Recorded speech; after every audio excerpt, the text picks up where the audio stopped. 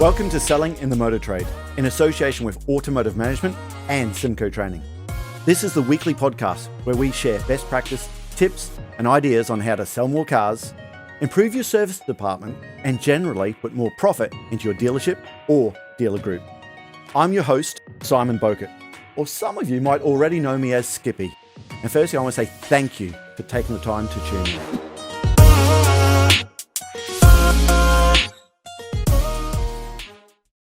Hi, and welcome to another episode of Selling in the Motor Trade. Today, it's my great pleasure to bring back a friend of the Selling in the Motor Trade podcast. You've probably heard him before. It's Colin McAllister. Now, Colin McAllister is the Group Training and Development Manager of the John Clark Motor Group. He's actually at the sharp end all the time. He runs the whole group's training and development, but I know he still gets involved at the shop floor as well. Okay, but also Colin is a new non-executive director of the SMT, the Scottish Motor Trade Association. So firstly, I have to say congratulations on your new role, Colin. Thank you. I haven't started it yet. I just got told last week that I'd made it. So yeah, I'm really excited. I'm excited to be working with the Scottish Motor Trade as a whole and hopefully influencing the Scottish Government into making some sensible decisions, although that's probably a lot harder than it even sounds. Very good. Now, listen, we need to tell the listeners when we're recording this, because at the moment, we still have an issue with getting new car stock. At the moment, there's no computer chips. So if you're going back and listen to these afterwards, because we have a lot of people go back and they binge listen. Is that the right word? They go through and listen to them again and again. There's one of these comes out every week. So there's always lots of great interviews there and tips and practices and ideas. So right at the moment, we're right in September. We still can't get new car stock. It's franchise to franchise. I think, Colin, some franchises are faring a little bit better. I think some are very, very hard. Just slightly better. The challenge is across all of the franchises we have anyway. So yeah, it's definitely affecting every area of the business for us. Yeah, we think it's just very, very important to say that, because if you listen to this in December or something like that, you might say, well, hold on, no, we've got cars left, right and centre now, because they bought a whole lot of cars in. And hey, listen, take that with a pinch of salt and take the ideas that's right for you at the moment. But listen, this episode, Colin and I, we wanted really to talk about prospecting. And I have a question for people listening to this. Do you hate prospecting as much as I used to? In fact, the thought of prospecting, do you have salespeople where the phone gets really heavy before they make that phone call? I know I do, okay? In fact, do you get some salespeople say, whoa, hold on for a second, I prefer anything else. I don't want to get into prospecting, okay? Colin, do you have lots of salespeople that hate prospecting as much as I used to? I get loads of salespeople say I hate prospecting. My answer to them is no one in the UK hates prospecting more than me. I spent 6 years of my life when I had a company called Auto Expo prospecting 4 nights a week all over the country. So I had 9 guys on the road, and we were hated. We would turn up and we'd have a sticky flip chart in one hand, we'd have a laptop in the other, a pile of scratch cards in our back pocket, and everyone would go, oh, we're no prospecting again, are we? And we'd left the house at 4 a.m. just to get there in time for the sales meeting. So that was always a wonderful greeting. So I spent 6 years doing that. So I absolutely hate prospecting. The good news is, though, is what I do have is lots of high efficiency ways of prospecting that get you a result that made all of that misery worth it. And that's probably the best thing that came out of those 6 years is getting some very simple techniques that you can do and use that genuinely work. Get people to make an appointment, get people to turn up for that appointment, and then get them to transact at that appointment. Brilliant. Thank you. So listen, the owners listening to this, the investors out there listening to this, the sales managers listening to this, the dealer principals, this is an episode that you really need to be sending to all of your salespeople. So listen, do us a favor, make sure that you write a review on this, go and like it, and send it to all of your salespeople, because we're just going to talk about best practice tips and ideas on how to make the prospecting calls more effective for you and your sales team. So, Colin, I want to start off with one of the reasons why I think lots of people hate it, or why I hated it, okay? I think prospecting is one of the few things we do in our life that you're going to fail more than you succeed and still have to keep doing it. I mean, some of the best prospectors in the world, 90% of the time, we're not going to sell a car. Okay, so 90% of the time, it's almost a failure. And you think about it, if 90% of the time you drove and you got pulled up by the police, they'd probably take your license off you. If 90% of the time you walked, you fell over, you definitely go to a doctor and say, hey, something's not right. Okay, so I want to talk about that mindset first. Okay, yeah. How do we change that mindset of that salesperson? And circling back to what you said before, when you ran your business, the first thing that was screaming in my head is you turned up. And the first time the salespeople knew you're doing prospecting is when you turned up in the morning. So let's talk about the mindset. Let's get that right first. What tips and ideas do you have for that? You're exactly right. That we changed our whole process. So we used to do a 1 day, which was a planning and prep day at the dealership, and it was always about 2 weeks in advance. And we put a calendar on the wall. We made sure that we told all of the sales executives that it was happening on these 2 days at these times. This is what would be expected of them, because the sales managers didn't. Because the sales managers are like, oh, if I tell him 2 weeks, he'll put a holiday in there, he'll throw a sick leave. Much better to tell him at 4 o'clock in the afternoon that he's not getting home that night, you know. And it's not, and because then you've got a mindset of everybody going, oh man, I've got to prospect, and that phone is absolutely 100% a lot heavier.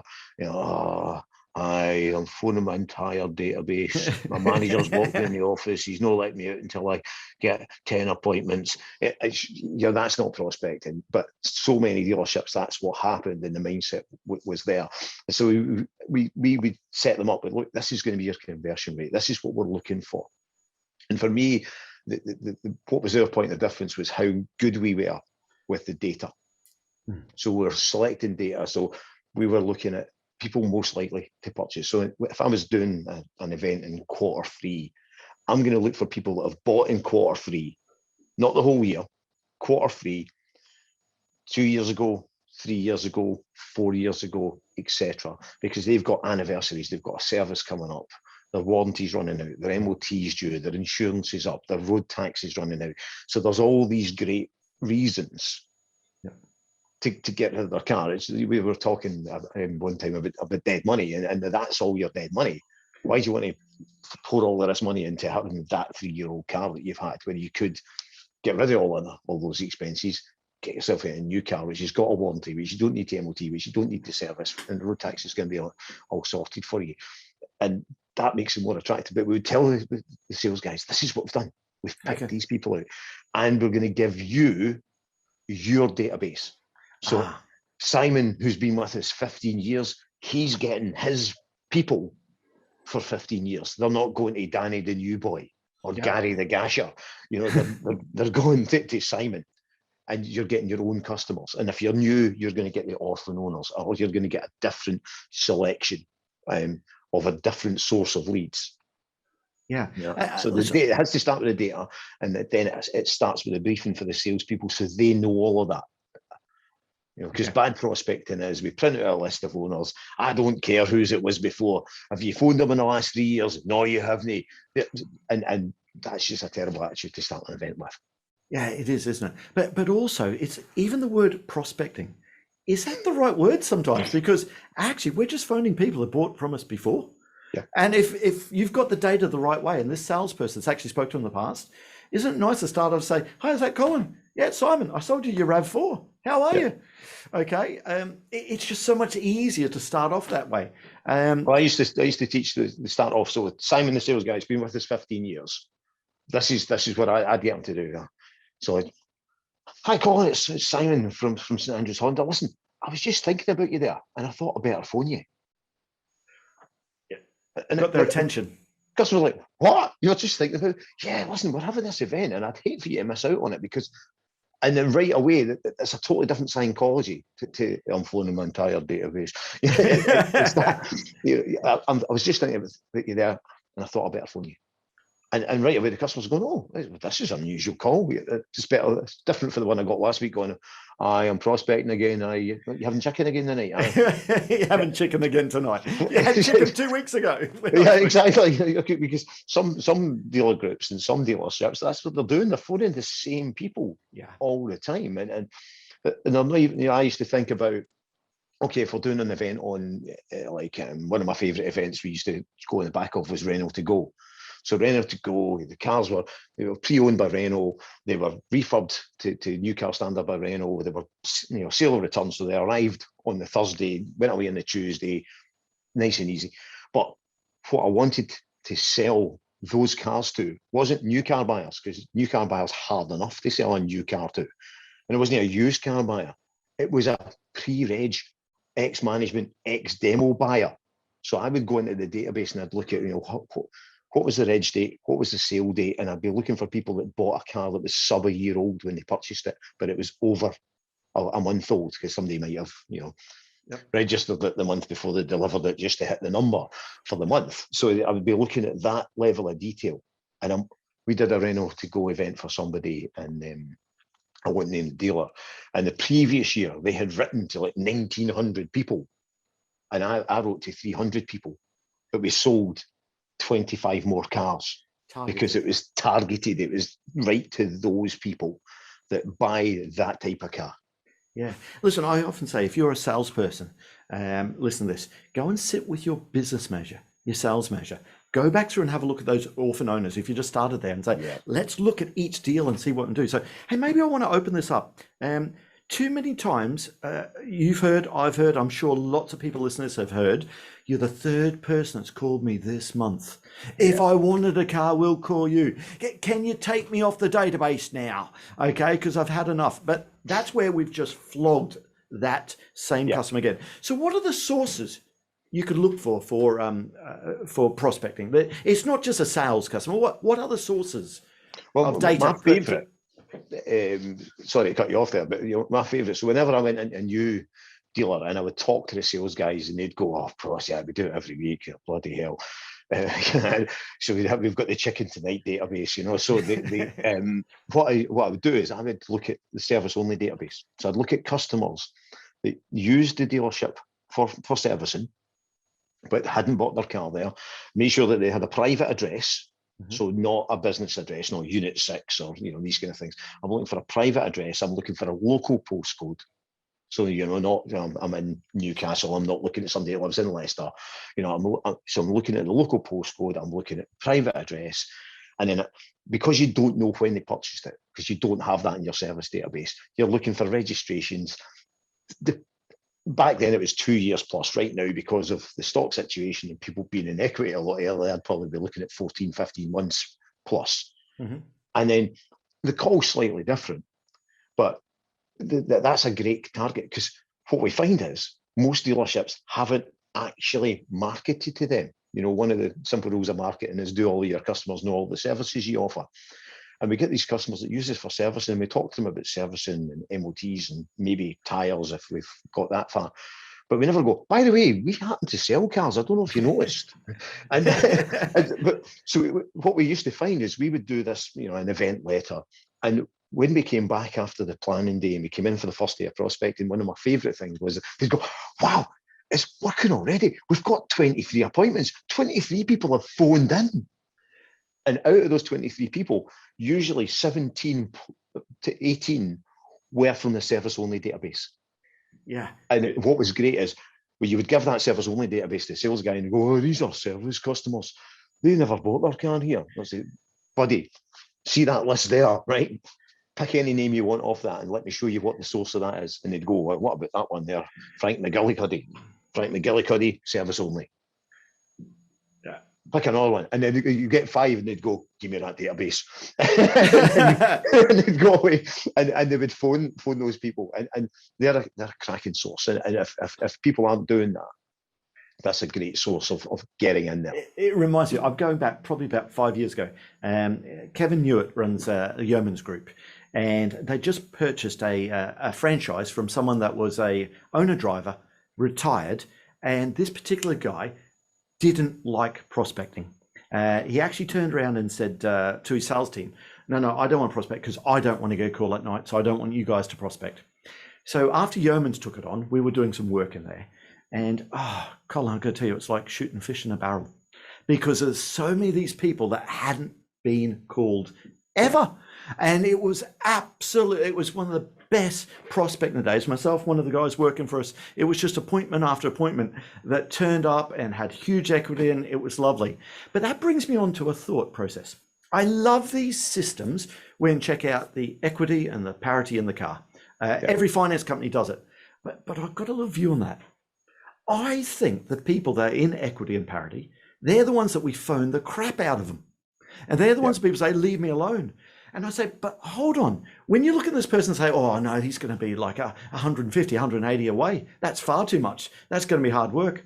But no, Colin, how many people's lives have changed over the last 18 months? I love the ones where people aren't buying a Golf for a Golf. I'm loving it where people are going from the Golf to the Tiguan, or the Tiguan to the Golf. It's that change. So why are you changing it? What's happened in their personal life? So people listen to this, do me a favor. Don't just sit there and look at the parity and the equity and just phone them. Some of the sales guys are saying, oh, I'm not going to call that customer. They're miles away. Yeah, they're miles away on the same car. Yeah. But actually, how many people actually buy that same car again and again? Yeah. I mean, I used to do this all the time because we would sit and people would say, oh, he's miles. Just phone him. How do you know? How do you know he's not taking up stand-up paddleboarding? How do you know his wife hasn't left him? How do you know he's didn't have a litter of dogs and he's now got 7 dogs?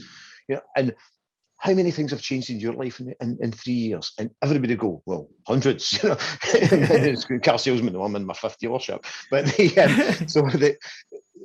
it's all about that. It's about, if we have this mindset, and I used to actually hate pre-stacking deals before phoning people, because you're taking let's say the average salesperson is going to phone or have 80 opportunities to phone. So you're going to make 80 dials. Out of the 80 dials, you're going to get hold of about 25 people, right?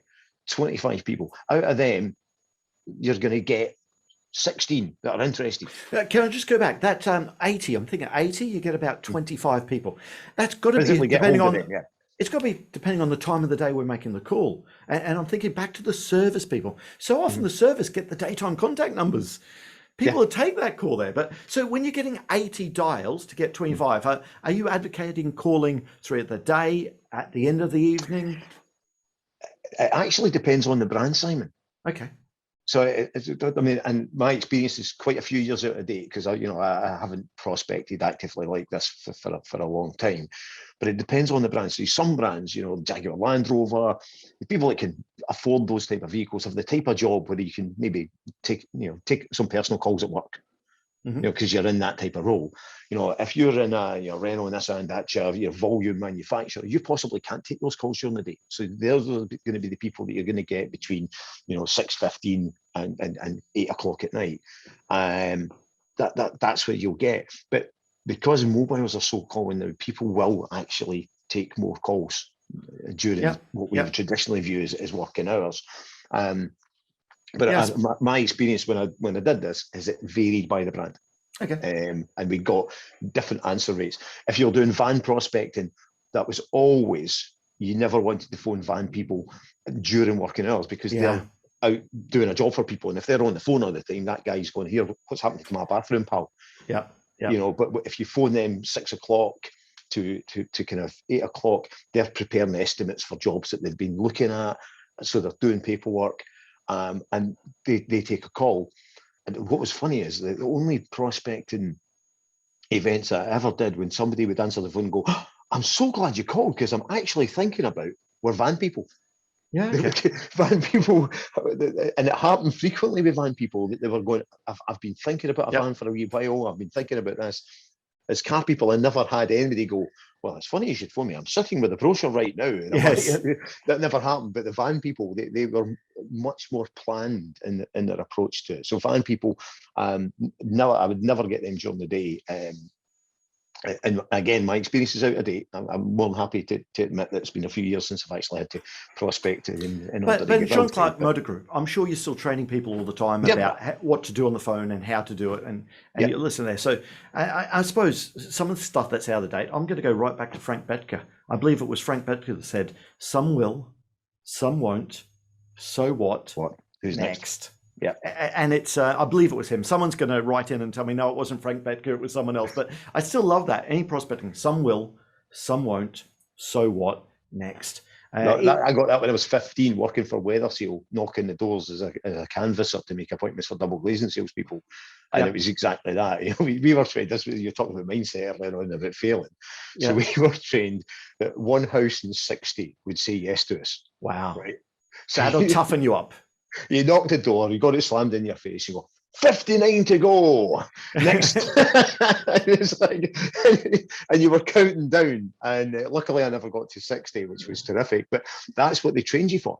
They trained you. You're going to get 60. And every time you got the door slammed on you, you went 58 to go, and then moved on. Count the nose. Count the nose, and you'll get the yeses. You know. Hey, listen, I apologise. I took you off the subject there. We, as we always do, we talk on kind of lots of different areas here. Okay, but going back to the different sources of data. So we've got salespeople, we've got service we can look at, orphan owners. That's going to be a huge. What else can the sales manager, dealer principal, business manager listen to this? What other sources of prospecting can they look at for the salespeople to start calling? So orphan owners is a cracker. You know, it's a really, really strong one for certainly for new people coming into the business, so that they're not stealing other people's customers and causing discontent in the dealership. That's not going to last long term. Referral seeking. Now, this is one that we never really do very well, referral seeking. But, somebody that's bought a vehicle off you. Now, generally what happens is if a customer buys you a gift, right, they are a source of referrals. Yeah, 100%, because they've loved you enough to buy you a gift. So they maybe give you a lovely water bottle. They've maybe bought you a bottle of wine.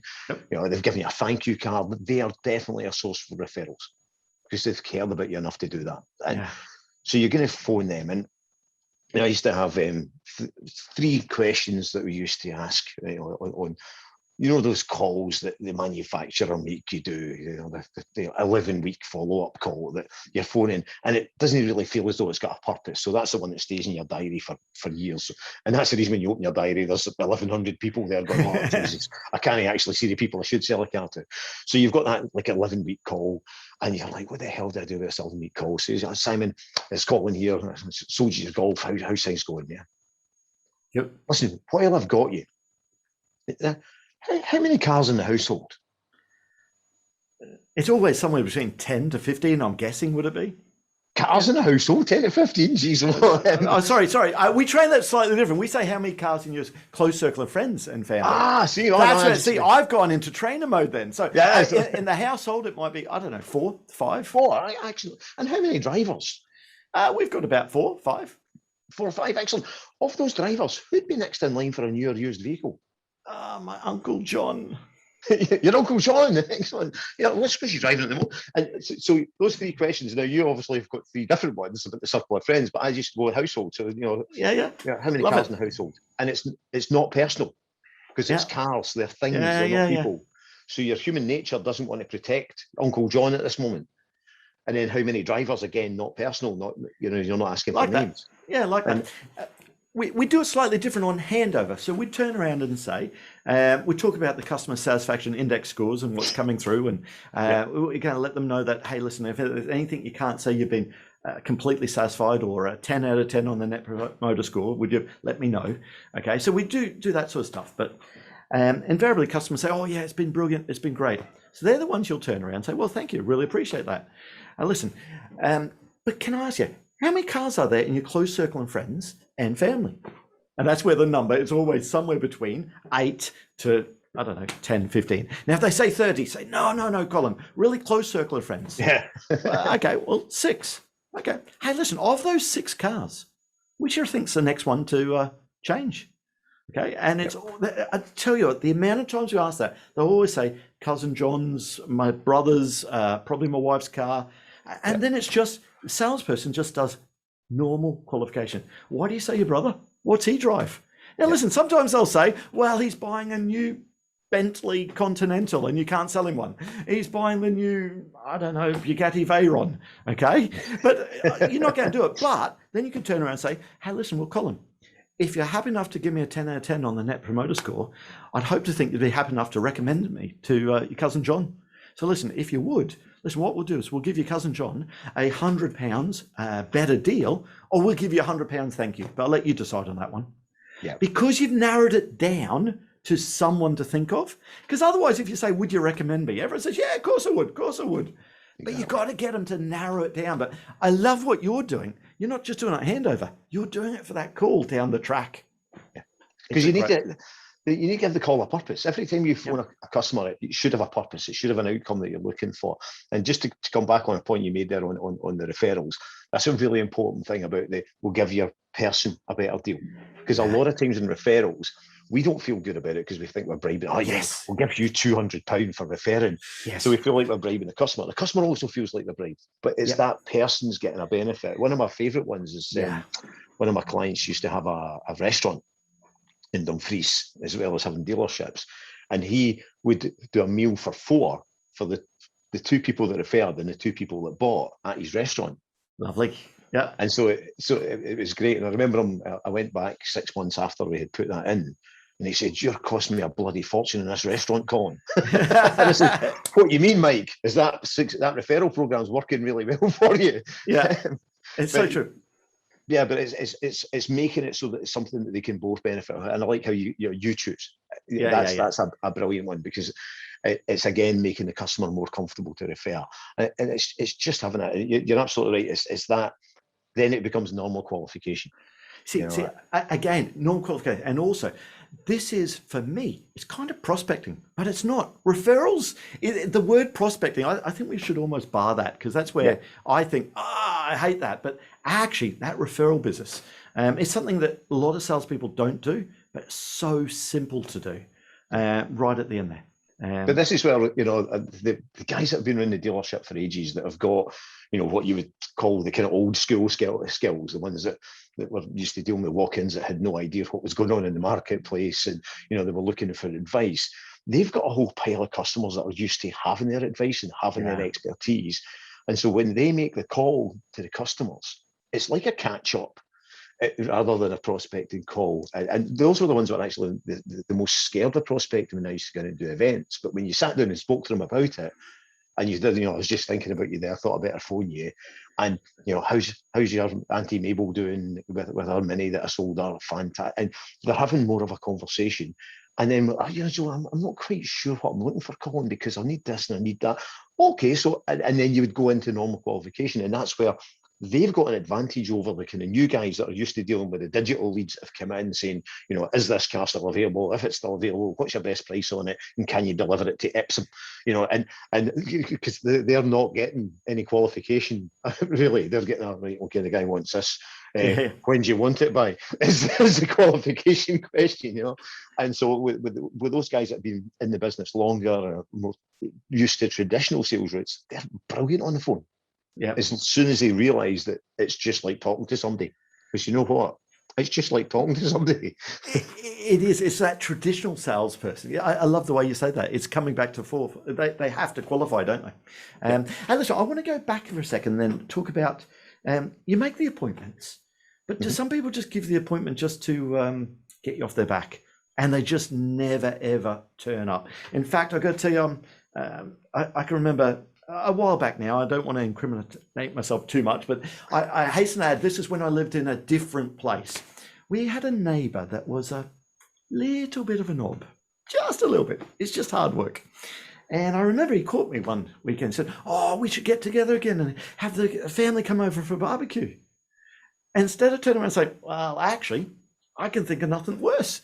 Actually, I prefer to hit myself over the head with a baseball bat and then come to your place." I was also turned around and said, "Yeah, that'd be great. Let me check with Emma." I then went into Emma and said, "We've got to go out this weekend." "Why?" "The guy next door asked me over for a barbecue." "Well, why did you say yes?" "I didn't. He caught me off guard." So here's the question. Do sometimes customers make the appointment just because they were caught off guard and they say, yeah, I might pop down on Saturday. Maybe I'll see you on Sunday. How do we make sure they turn up? How do we get the real customers to turn up, Colin? That's the ideal thing, because you will get what we used to call flybys, and that's not an appointment. You've not got a specific time. You've not got a specific card there. You're not getting a scratch card. You're just So what I generally train is, look, Simon, brilliant. Now the car that you're interested in, And we'll stick to VW because it's been in my head. So, that Passat, that's actually my compound. So what I'm going to have to do, I'm going to go down to the compound, I'm going to get the car. On the way back, I'm going to fuel it. Then I'm going to get the valeters to clean it for you and get it ready. And then I'm going to reserve the trade plates for you, because we've got 7 salespeople here. We've only got 4 sets of trade plates. So I need to make sure that they're available for you so that you can get straight out on a drive when you get here. Lovely obligation there. So this is all the things I'm going to do. Then I'm going to add on to, and I know you train this because it's in your book, and I think I'm credited with it, thankfully. But so you can get the best possible price for your existing Golf. Let's get you in. Now I need you to bring all your paperwork with you. So bring your service history, bring both your keys, bring your V5, bring your paint and fabric protection certificate, and bring your finance documents with you, because quite often I'm finding that I can get you £150 to £200 refunds for some of the products that you purchased that you've not had the full benefit of. So if you bring all of that with me, that'll be fantastic. And what we're then doing is we're saying, this is all the work I'm going to do.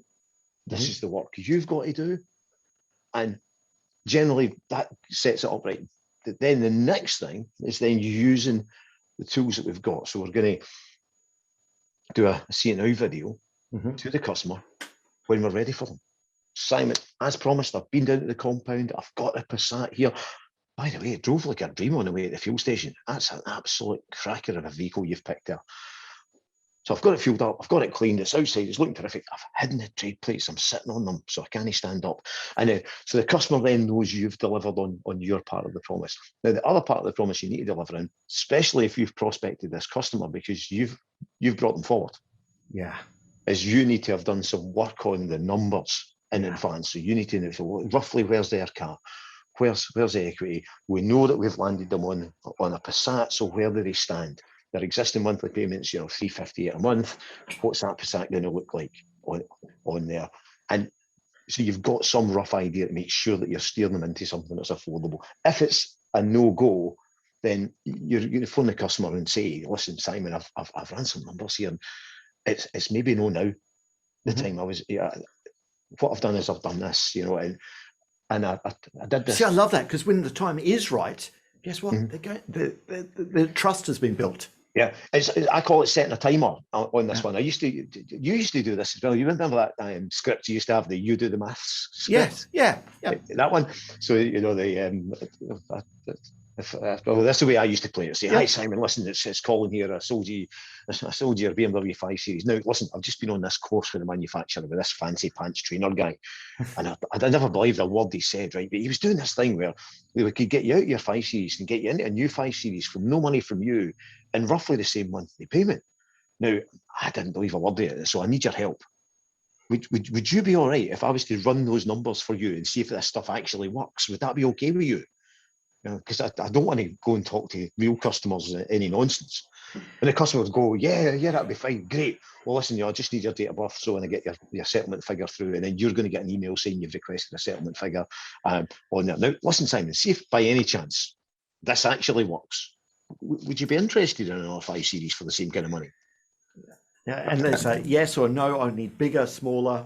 I need exactly EV. Yeah. And if it didn't work out, you'd go, oh, Simon, listen, I really appreciate your help. I'm glad I didn't believe a word that guy said, because it's a load of rubbish. Yeah. But I tell you what, if you were thinking, it's probably January time is when you could upgrade your car. Yep. Would it be worthwhile if I gave you a call in December and we set that up? Yeah, listen, I've set a timer. I got to talk about some of our other clients, and there's a man called Tony Pringle should take all the credit for this one. There's a man at the RRG Group, and when I say RRG Group, it's not Renault Retail Group, it's Radcliffe Road Garages. And there's a man there called Daryl who has won the Chairman Challenge every March and September, time and time again. I mean, a real big hitter. Good guy, absolutely good guy. But I tell you what, if you watched his prospecting, you'd sit there and think, how's he doing that? That just doesn't work. In fact, you get brand new salespeople turn up trying to emulate him. And it doesn't work because his prospecting is just like this, Colin. Yeah. Hi, Colin. Yeah, it's Daryl. Yeah, now is the time. Yeah, it is definitely the time. Okay, so what color would you go for this time? Okay, so you need 2 more doors there. Right, I've got the right one for you. And you think, that's a deal. How's he done it? But what they have forgotten or didn't see, it wasn't the first time Daryl had sold him a car. It was their 8th car. It built the trust up in the past saying, no, now isn't the time. Okay, so when it is the time, they believe it. The trust is there. And also so many things you've talked about. Tony Pringle will sit down with Daryl and the business manager and just go through the database and let's look at this one. Let's look at that one. Let's look at it. And they target it. They know where they're up to.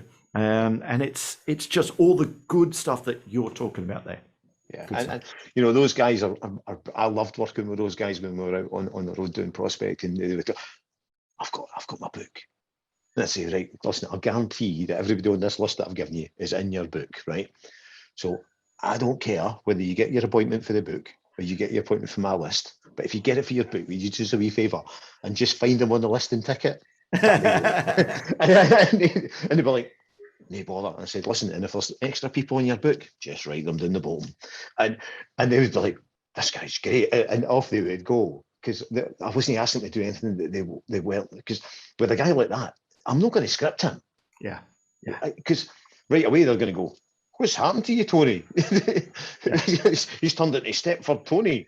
Rather than just be yourself, phone your customers as you. That's brilliant. For the guys that have never done it before and they're nervous, yes, I'm going to script them because it makes it easy. And also, if the script doesn't work, it's not them that's in a date, it's me. Yeah. Because it's my script. Yeah. And I'm willing to take the blame for it. So this, in terms of scripting, I give them kind of rough things to say these things in your own words, in your own style, and you'll get a result. You know, none of this, sorry to trouble you, is this a good time to talk? And it's just a courtesy call.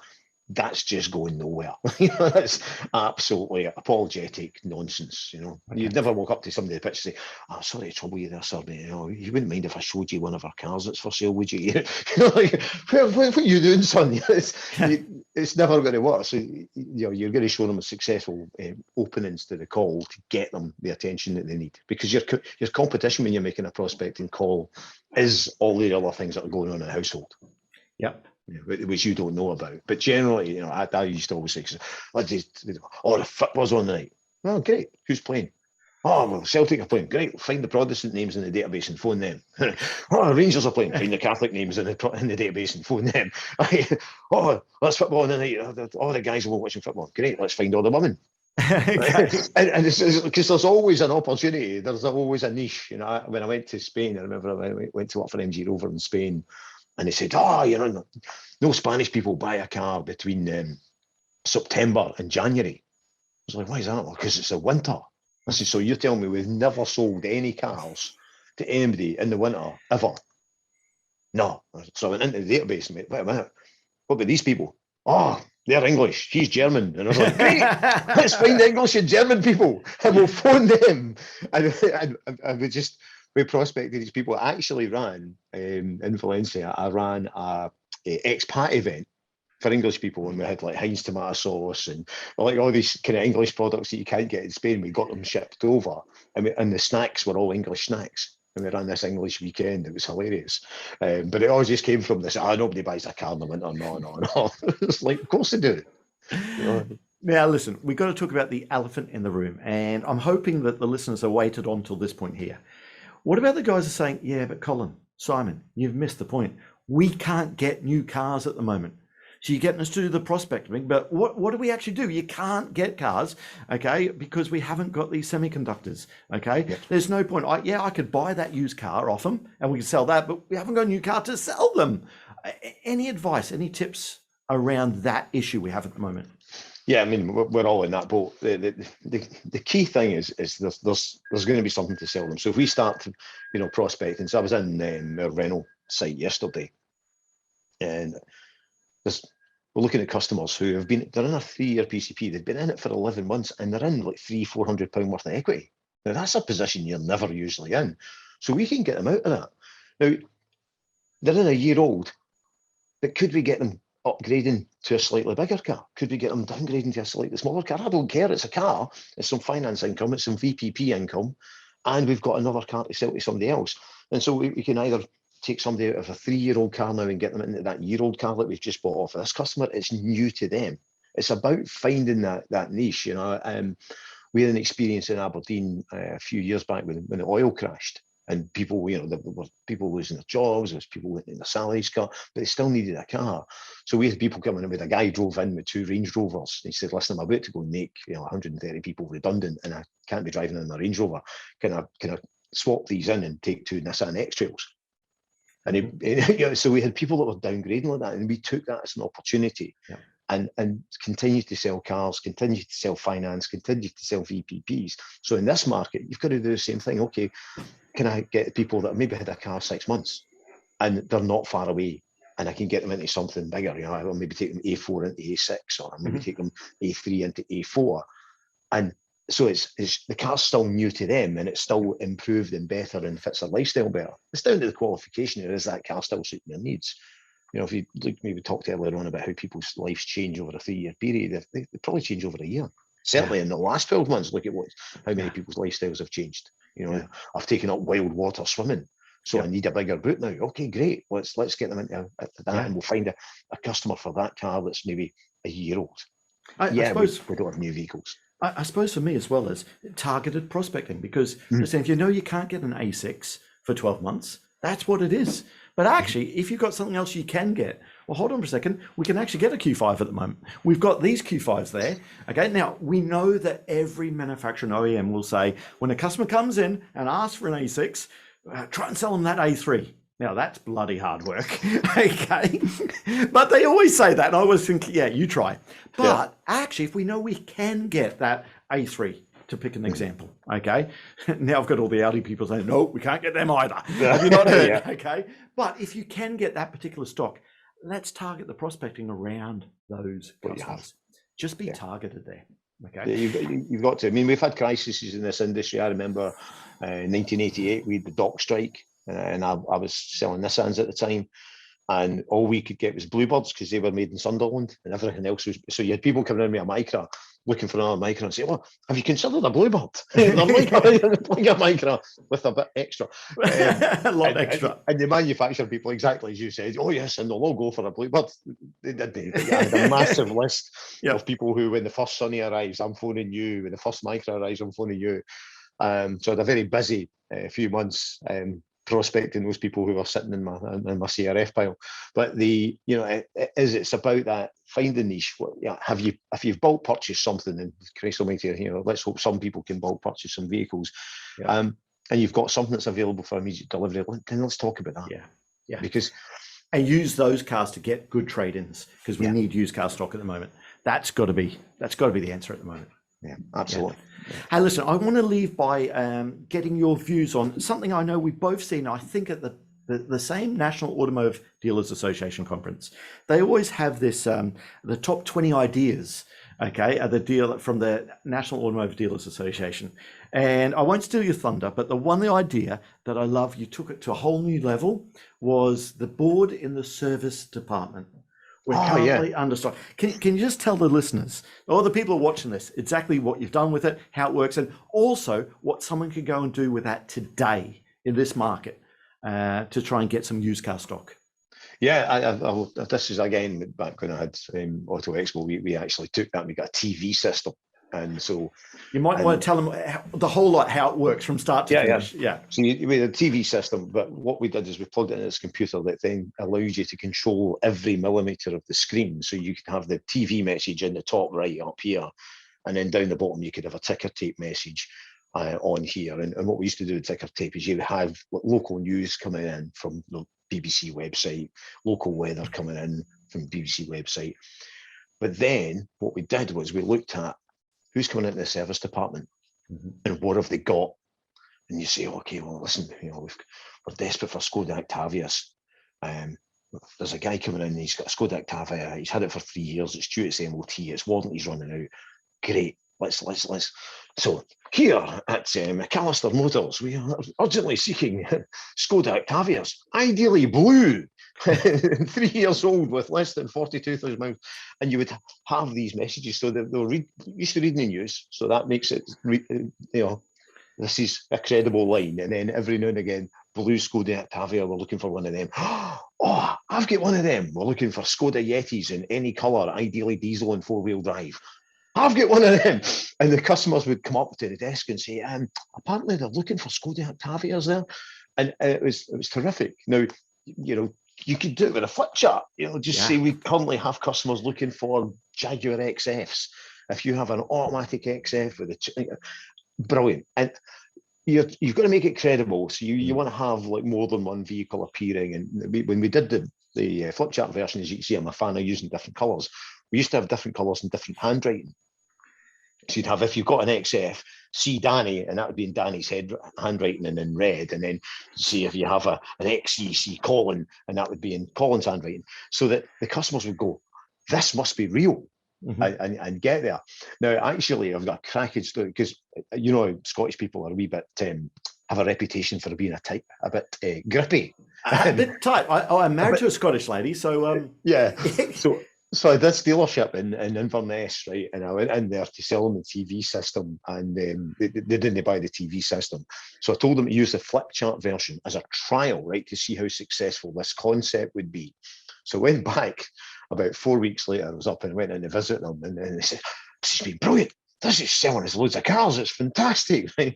So I was like, brilliant. So I'll get the TV system on the next visit. So I go back in the next visit, and I'm in the service department, and I'm looking around. And I says, "Where's your flip chart for the Cars Wanted board?" He says, "Oh, no, well, we ran out of paper." Do you know how much it is for one of the flip chart pads? It's £8, son. You're telling me to sell loads of cars, you're not wanting to spend £8. How much money do you waste on bloody marketing nonsense, And they wouldn't pay £8 for a flip chart pad. Just absolutely mental. Now, hopefully there's some office contacts listening to this that go, well, I can do them for £4 and then we'll get them back again. But yeah, I mean, what I love about that flip chart or that sign in there, for me, that sign just gives the phone call credibility. Yeah. Okay. So many times salespeople think, well, that's going to sell me cars. And if it does, great, take it as a bonus. But when you actually put the call in and you say, "Hey, Mr. McAllister, I know it's a strange question, probably the last thing in your mind, but hey, in chance we could buy your car back off you." It gives it credibility then. Yeah. Okay. And then you can go into all the other stuff. Hey, listen, Colin, thank you again for kicking around ideas on, it was all about prospecting this time. And I was keen to talk to you about that because I know what you've done in your life in prospecting, the amount of places you've been there. And is prospecting still as relevant today, 2021, as it was? And will it always be? Always. It's a big part of the sales process. I think any salesperson that's doing reasonable numbers and is staying at a dealership, that's going to be the mainstay of their business. The best salespeople they're too busy to take the risk of dealing with a fresh customer. They might have time to top up their sales, but they should be looking at your referrals, your repeats, your renewals.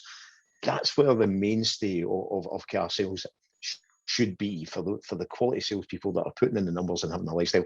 The last thing you want to be doing is sitting waiting for internet leads. And what's that phrase that Sean Bradley uses? Bell to bell. You're sitting.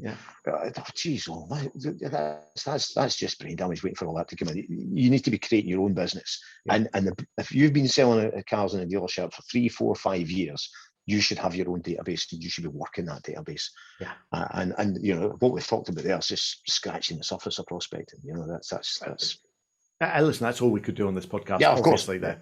But it's guys, listen, thank you so much again for tuning in. Please do me a favor, go and write a comment on this, share it with all of your sales team there. Let them have a listen to it. Also, Colin, people want to get in touch with you. It's easy to find you on LinkedIn. Is that still the easiest way to get you? Yeah, okay. Simplest way to get me. Yeah. Great. And also, anyone else listening to this, we have a whole lot of prospecting scripts and ideas here. So if you just direct message me, contact symcotraining. If you want some scripts and some ideas, by all means, we'll get them through to you. Also, if you want us to talk about how we do our customers first contact and prospecting online digital training program to show the guys how to do it effectively, we've got some ideas as well that really do work in the modern world. So Colin, that just leaves me to say thank you again. Been a pleasure. Thank you.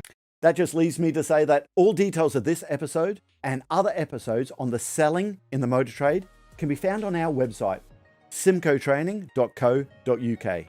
Go there to get a copy of our book, Words That Sell Cars. Go there to sign up to a free trial of our Sales Fitness online sales training program. Easiest way to get hold of me is Simon Bowkett through LinkedIn. Thank you.